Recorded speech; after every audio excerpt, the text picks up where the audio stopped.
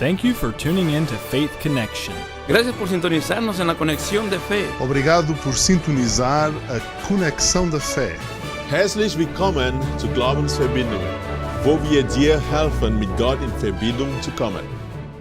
Ich bin der Patrick Ndjboue aus der Freien Baptistengemeinde in Niederrauch, ungefähr 15 Minuten von Frankfurt entfernt. Und ich freue mich, mich in dieser Stunde mit dir über ein sehr, sehr wichtiges Thema zu unterhalten. Das Thema heißt, eines weiß ich. Das kommt aus der Schrift, eines weiß ich. Und dazu wollen wir eine Bibelstelle anschauen. Und Johannes Kapitel 9, Vers 1. Und als er vorbeiging, sah er einen Menschen, der blind war von Geburt an. Und als er dies gesagt hatte, spie er auf die Erde und machte einen Brei mit dem Speichel und strich den Brei und die Augen des Blinden und sprach zu ihm, geh hin, wasche dich im Teich Siloa. Das übersetzt der Gesandte. Da ging er hin, der Blinde, und wusch sich und kam wieder sehen. Da führten sie ihn, und der einst blind gewesen war, zu den Pharisäern. Und da riefen sie zum zweiten Mal den Menschen, der blinde gewesen war, das ist Vers 24, und sprachen zu ihm, gib Gott die Ehre. Aber wir wissen nicht, dass dieser Mensch ein Sünder ist. Wir wissen, dass dieser Mensch ein Sünder ist. Und die reden von Jesus. Die Pharisäer sagen zu dem Mann, der blind war und jetzt sehen ist, gib Gott die Ehre. Wir wissen, dass Jesus ein Sünder ist. Und da antwortete jener, der Blinde, der jetzt sehen ist, und sprach, ob er ein Sünder ist, weiß ich nicht. Aber eines weiß ich, das ist unser Thema, eines weiß ich, dass ich blind war und jetzt sehend bin. So, die Pharisäer stellen diesem Mann eine wichtige Frage und die versuchen zu verstehen, was bei ihm passiert ist. Und er antwortet, eines weiß ich. Er sagt, vieles weiß ich nicht. Aber eines weiß ich. Ich war blind, aber nun sehe ich. Ich war blind, jetzt bin ich sehen. So, lass uns beten und dann diesen wunderbaren Text anschauen. Herr Jesus, wir danken dir für die Stunde. Wir danken dir für das Wort Gottes. Und ich bitte, dass du zu uns redest. Öffne unsere Augen, wie die Augen dieses blinden Mannes, dass wir auch sehen, wie er sehend geworden ist. Im Namen Jesus habe ich gebetet. Amen. Nun, Jesus war auf der Reise und er ist ständig verreist auf Israel. Und Jesus kam in diese Stadt und fand einen Mann, und dieser Mann war blind von Geburt. Er hatte niemals gesehen. Er ist immer blind, war immer blind gewesen. Und der Mann brauchte Hilfe von Jesus. Also Jesus, die Bibel sagt, er ging umher und er hat überall Gutes getan. Er hat Toten auferweckt. Er hat Blinden sehend gemacht. Er hat die Ohren aufgemacht. Er hat die Zunge wieder zum Reden fähig gemacht. Er hat überall Menschen geheilt, die Gelähmten konnten wieder laufen und seine Stimme hat die Menschen bewegt. Jesus ging umher und Gutes hat er getan. Und viele haben ihn nachgefolgt, weil sie geheilt werden wollen. Die Menschenmenge sind zu ihm gekommen. Viele nicht so sehr um das Wort Gottes willen, aber weil sie geheilt werden müssten. Ein Onkel, ein Kind, ein Neffe und eine Nichte. Und Jesus hat sie alle geheilt.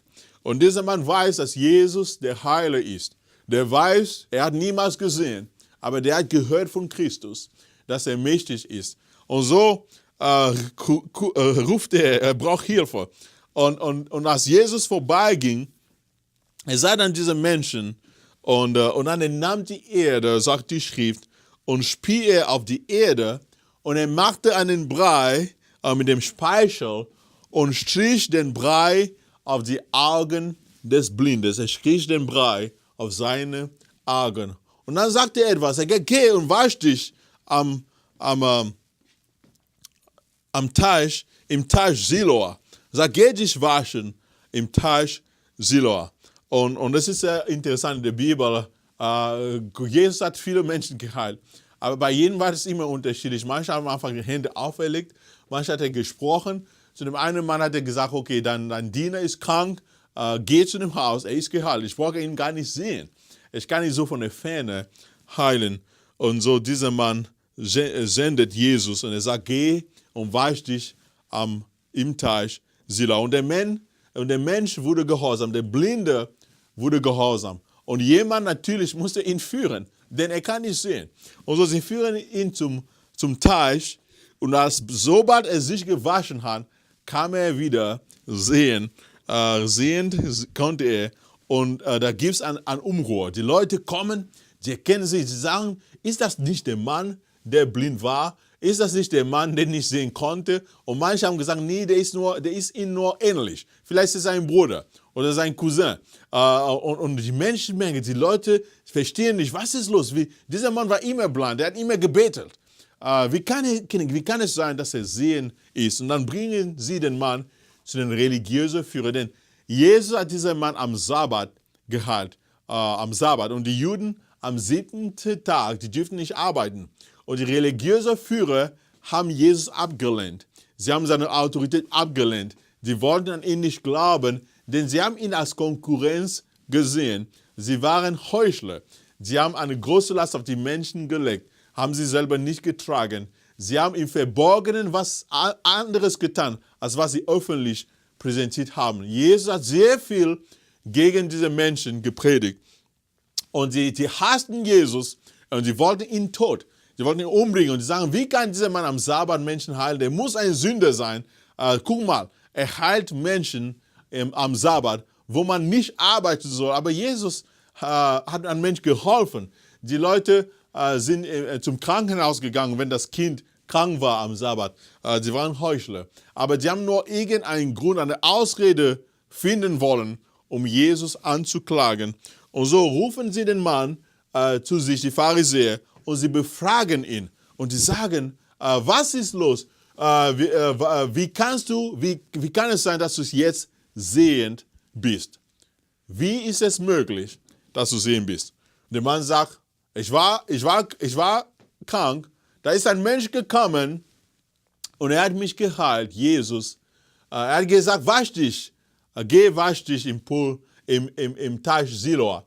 Ich bin gegangen, habe ich mich gewaschen und dann kam ich wieder sehen. Und die Juden, die Religiösen haben nicht geglaubt, dass der Mann blind war. Und dann haben sie Eltern angerufen. Die haben gesagt, nee, dieser Mann, der lügt bestimmt. Der war nicht blind. Ich meine, sowas kann nicht passieren. Wir glauben nicht an Jesus. Der ist ein Sünder. Das kann nicht sein, dass er sowas vollbringen kann. Und so kommen die Eltern von dem blinden Mann zu den Pharisäern. Und die Pharisäer befragen ihn. Die sagen, ist das euer Sohn? Sie sagen, ja, das ist unser Sohn. Und dann fragen sie, wie kann es sein, dass ist er blind geboren?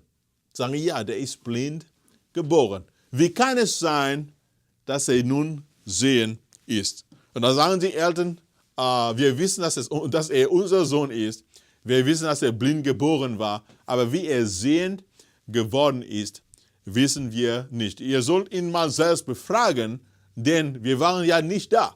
Und dann rufen die Pharisäer einmal den Mann und sagen, okay, wir wissen, du warst blind, aber was ist mit dir geschehen? Die stellen die gleiche Frage, das war das 3. Mal. Und da kommt diese Aussage, diese wunderbare Aussage dieses Mannes, wo er sagt, weil die Pharisäer sagen, dieser Mann ist ein Sünder, es kann nicht sein, dass er dich geheilt hat. Und die Bibel sagt, sie riefen ihn zum 2. Mal. Der Mensch, der blind gewesen war, und sprachen zu ihm, oh, gib Gott die Ehre, wir wissen, dass dieser Mensch, Jesus Christus, ein Sünder ist. Da antwortete jener, der Blinde, der jetzt sehen ist, und er sprach, ob er ein Sünder ist, weiß ich nicht. Eines weiß ich, dass ich blind war und jetzt sehe ich. Nun, es gibt sehr viele Dinge, die dieser Mann nicht wusste. Sehr viel. Eine ganze Menge von Dingen, die er nicht wusste. Aber er sagt, eines weiß ich. Obwohl er nicht alles wusste, es gibt eines, das er wusste. Und es gibt viele Dinge, die dieser Mann nicht wusste. Er konnte nicht schreiben. Er konnte wahrscheinlich nicht schreiben. Erinnere dich noch, er ist blind geboren. Er konnte nicht schreiben. Und seine Spielfreunde sind in die Schule gegangen, haben Schreiben gelernt. Das Schreiben für die Blinden wurde erst im 18. oder 19. Jahrhundert erfunden durch Braille, ein französischer Blinder. Der hat ein Schreibesystem für die Blinden erfunden. Vorher konnte sie nicht schreiben. Dieser Mann konnte nicht schreiben. Der war nicht gelehrt. Der war nicht in der Schule. Der war nicht ausgebildet. Er war nicht an der Uni. Dieser Mann, vieles wusste er nicht. Er konnte nicht lesen. Siehst du, lesen ist wichtig. Wir lesen die Bibel, wir lesen die Schrift. Wir lesen, um andere Menschen zu verstehen, die wir nicht sehen. Vielleicht kriege ich eine E-Mail von meiner Mutter und dann kann ich ihre Gedanken und sie kann mich so Gedanken mitteilen über Schrift. Und lesen ist wichtig, damit wir auch überhaupt in dieser Welt funktionieren können. Aber er konnte nicht lesen. Das wusste er nicht. Er konnte nicht schreiben. Das wusste er nicht. Er konnte nicht argumentieren. Siehst du, wenn du die Begegnung liest zwischen diesem blinden Mann und dem Pharisäer, dann merkst du sehr schnell, das war kein hoch ausgebildeter Mann. Der hat keine Gabe, um zu diskutieren, um zu argumentieren. Er war nicht so fähig, so unbedingt logisch zu diskutieren, denn er wusste ja nicht viel, er war nicht ausgebildet. Und er war sehr eingeschränkt in seine Argumente. Und dieser Mann konnte nicht argumentieren, das wusste er nicht. Er konnte nicht lehren. Das sehen wir auch, obwohl Jesus ihn geheilt hat. Er kann nicht predigen über Jesus. Er kennt das, er weiß nun, dass Jesus ihn geheilt hat, aber er hat vieles von Jesus gehört. Er kann nicht unbedingt über Jesus Christus predigen. Er ist kein Prediger, kein Lehrer. Er kann nicht viel erzählen über sein Leben und die Veränderung, die Jesus in sein Leben gebracht hat. Das kann er nicht. Er konnte nicht lehren. Er konnte nicht eine Lehre geben zu den Pharisäern. Und er konnte sich nicht viel leisten. Wir sollen uns immer noch erinnern, dass zu dieser Zeit waren die meisten Menschen Landwirte. Die haben auf dem Land gearbeitet, mit den Händen. Und wenn ein Kind blind war, das war eine Last für die Familie. Er konnte sich selbst nicht ernähren. Er konnte nicht für sich selbst arbeiten. Und deswegen waren fast alle blind, die waren Bettler. Die mussten betteln um Geld. Die mussten immer ständig angewiesen an der Hilfe anderen. Dieser Mann war nicht reich. Er konnte sich nicht viel leisten. Er war abhängig von anderen Leuten. Vieles wusste er nicht. Er wusste nicht, wie man arbeitet im Feld. Er wusste nicht, wie man eine Ernte produziert. Er wusste nicht, wie man argumentiert. Er wusste nicht, konnte nicht lesen, konnte nicht schreiben, konnte nicht lehren. Auch nach seiner Bekehrung konnte er nicht predigen über Jesus Christus. Vieles wusste er nicht. Aber eines wusste er. Und er sagt in Johannes Kapitel 9, Vers 25. Der antwortete jener und sprach, ob er ein Sünder Jesus Christus ist, weiß ich nicht. Eines weiß ich, dass ich blind war und nun sehe ich. Ich war blind, aber nun sehe ich. Siehst du, dieser Mann hatte eine Erfahrung, die man ihm nicht stellen konnte. Er konnte nicht argumentieren mit den Pharisäern. Er konnte nicht ihre Argumente auseinandernehmen, dass er ein Sünder ist. Denn die Pharisäer haben gesagt, der muss doch ein Sünder sein, denn er bricht den Sabbat. Er konnte nicht sogar erklären aus der Schrift oder aus logisch erklären, warum ein Mensch zu heilen am Heiligen Tag eine Sünde ist. Das ist keine Arbeit, das ist Menschen zu helfen.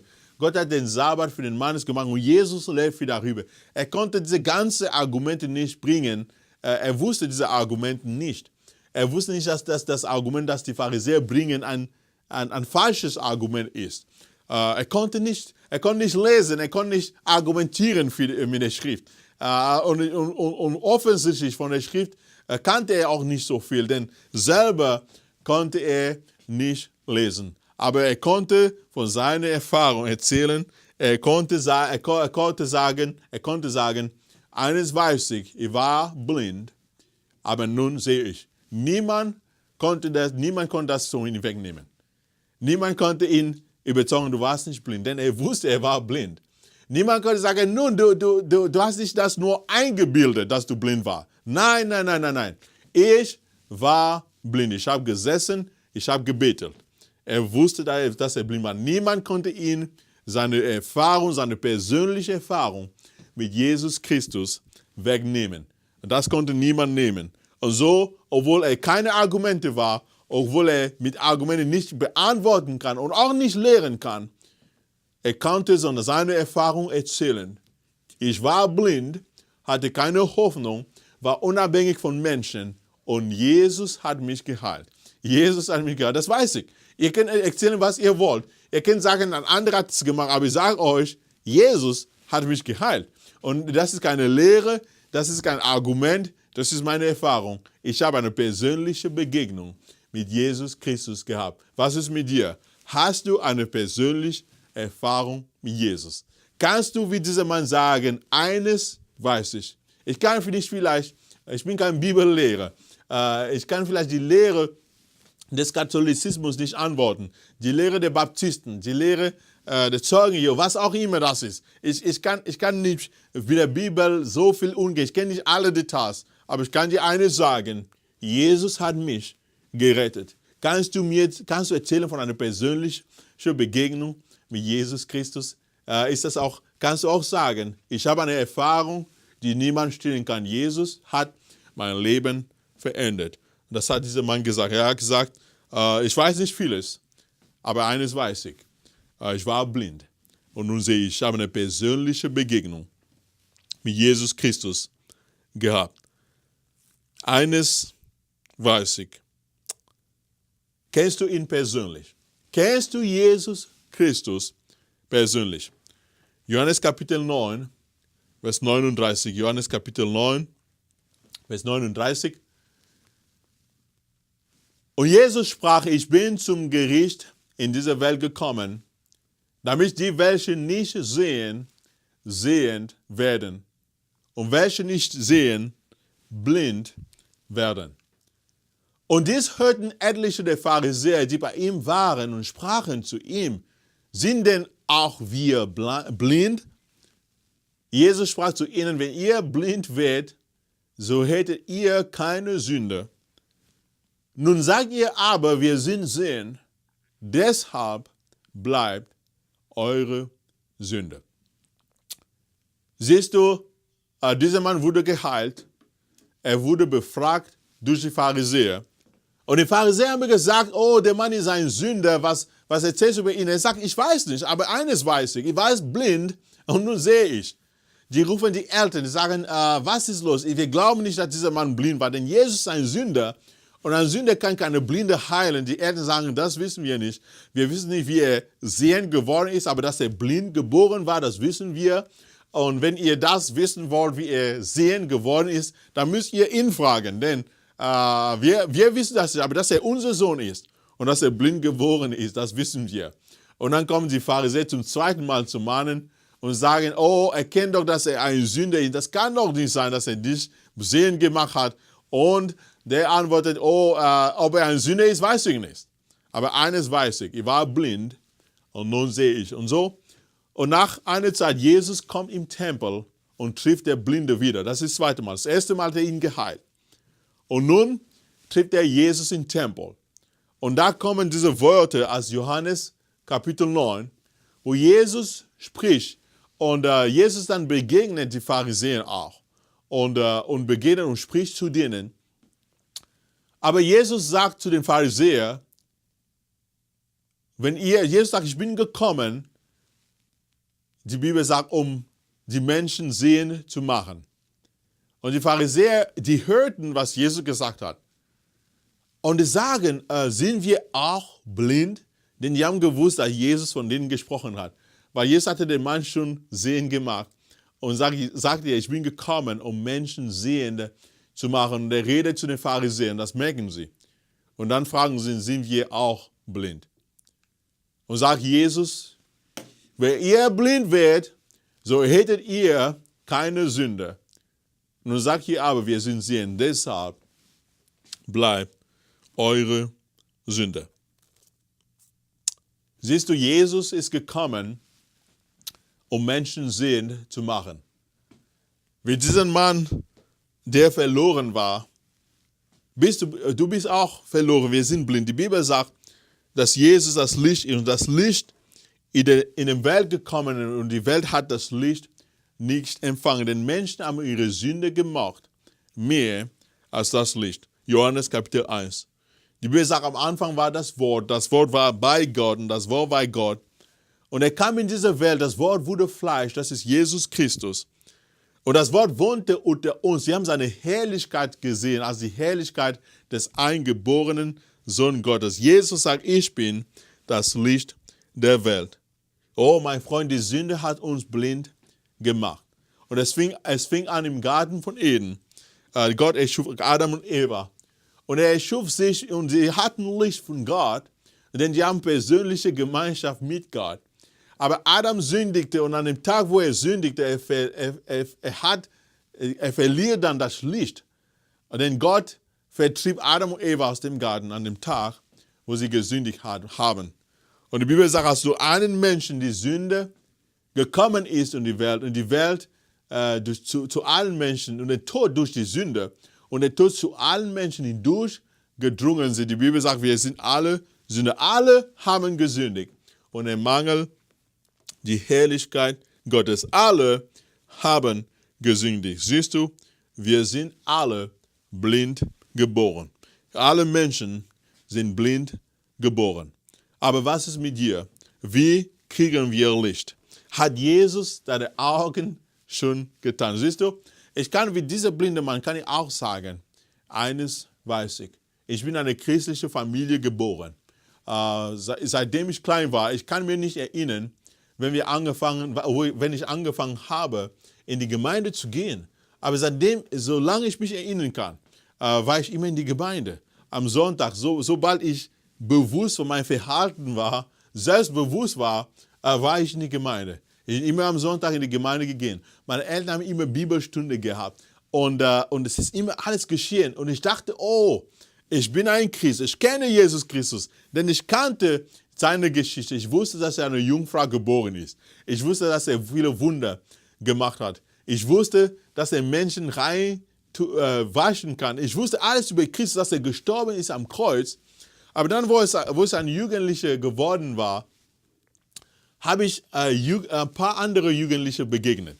Ich bin zu einer Bibelschule gegangen und diese Jugendlichen, die haben auch von Jesus gesprochen. Aber ich habe was gemerkt. Ich habe gemerkt, an denen gab es Leben. Als sie von Jesus gesprochen haben, habe ich ein Leben gemerkt, ein Leben gespürt, was ich nicht hatte. Ich habe gemerkt, dass sie haben von Jesus gesprochen, als hätten sie ihn getroffen. Sie haben von Jesus gesprochen, als hätten sie ihn in der Früh getroffen. Wenn sie von der Bibel erzählt haben, das war mit so einer Freude, so einer Kraft, so ein Leben vor allem. Und ich habe gemerkt, oh, die haben geredet von Jesus, als würden sie ihn persönlich kennen. Und ich habe gemerkt, sie hatten Leben, ich hatte kein Leben. Sie hatten Licht, ich hatte kein Licht. Am Anfang, das hat mich so genervt. Ich habe gesagt, oh, für wen halten Sie sich denn? Denken Sie, dass Sie vielleicht mehr bessere Christen sind als ich? Denken Sie, dass Sie bessere Menschen sind? Und manchmal haben sie gesagt, oh, ich habe meine Bibel heute Morgen gelesen und Gott mir hat dies und jenes gesagt. Manchmal gesagt, oh, Gott hat mir so im Herz gelegt, heute das zu tun. Oder sie haben gesagt, oh, Gott hat mir das in die Schrift gezeigt. Und ich konnte es nicht verstehen. Wie können Sie sich so vornehmen, von Gott zu hören, obwohl Sie nur Menschen sind? Siehst du, der Grund, warum ich das nicht verstehen konnte, ist, dass ich blind war. Hast du schon mal versucht, den Regenbogen, die Farbe des Regenbogens eines Blinden zu erklären? einen Mann, der blind geboren wird? Kannst du ihm erklären den Unterschied zwischen Rot und Gelb? Kannst du einem blinden Mann erklären, erzählen, wie der Sonnenuntergang ausschaut oder wie die Sonne aufsteht, wie der Himmel ausschaut, diese schöne, diese wunderbare Sicht, die wir haben? Kannst du ihm die Farbe der Natur erklären? Der kann das nicht verstehen. Warum? Weil er blind ist. Siehst du, wenn du blind bist, kannst du die Farben, du kennst nicht, was Farben bedeuten. Das Wort Farbe hat keine Bedeutung für dich. Wenn du blind bist, kannst du nicht sehen, wohin du gehst. Wenn du blind bist und du läufst allein, wirst du irgendwann mal in eine Falle laufen. Jesus hat zu den Pharisäern gesprochen, er hat gesagt, ihr seid blinde Lehrer. Und die Menschen, die euch folgen, ihr seid Blinde, ihr führt die Blinden. Und die Menschen, die euch folgen, ihr werdet alle in eine Grube fallen. Weißt du, Mohammed war blind, denn er war ein Sünder und brauchte einen Erlöser. Buddha war blind, denn er war Sünder und brauchte einen Erlöser. Alle Religionenführer sind Blinde, denn sie sind blind geboren. Aber Jesus Christus ist der Einzige, der Licht ist, denn er ist Gott in Fleisch. Er hatte keine Sünde. Er ist geboren, um die Menschen zu retten. Und er allein kann der Blinde wieder sehen machen. Oh, was sagt dieser Mensch? Er sagt, eines weiß ich. Eines weiß ich war blind und nun sehe ich. Mit 16 Jahren alt bin ich zu dem Punkt gekommen, wo ich gemerkt habe, diese Freunde, diese Jugendliche, die haben Leben und ich habe kein Leben. Die sehen etwas, was ich nicht sehe. Ich lese die gleiche Bibel, ich gehe in die gleiche Gemeinde, ich gehe in die gleiche Schule, aber die haben ein Licht, was ich nicht habe. Die sehen etwas, was ich nicht sehe. Siehst du, ich war blind wegen meiner Sünde. Und dann habe ich das Evangelium gehört, dass Jesus Christus für meine Sünde gestorben ist. Das hatte ich schon gehört. Aber Gott hat dieses Evangelium wieder zu mich gebracht. Dass Jesus Christus für meine Sünde gestorben ist. Dass er gekommen ist, um mich zu erlösen. Und da habe ich meinen Kopf gebeugt. Ich habe gesagt, Jesus, ich bin ein Sünder. Ich kann nicht sehen, aber ich möchte sehen. Ich bin unrein, ich möchte gereinigt werden. Ich habe gehört, dass dein Blut für meine Sünde vergossen wurde am Kreuz. Komm, rette mich. Und da habe ich mein Herz geöffnet und an Jesus Christus geglaubt. Die Bibel sagt, mit dem Herz, mit dem Mund bekennt man, aber mit dem Herz glaubt man zur Errettung. Jesus hat gesagt, wer an mich glaubt, der hat ewiges Leben. Ich habe mein Herz geöffnet, habe ich Jesus, das Licht, eingeladen und er ist eingekommen. Er hat mir seinen Geist gegeben. Er hat mir Friede und Freude gegeben. Mein Leben ist völlig anders geworden und ich habe angefangen zu sehen, zu beten, Gott zu erleben. Kannst du auch sagen, eines weiß ich, kennst du Jesus, kannst du ihn sehen? Herzlich willkommen zu Glaubensverbindungen, wo wir dir helfen, mit Gott in Verbindung zu kommen.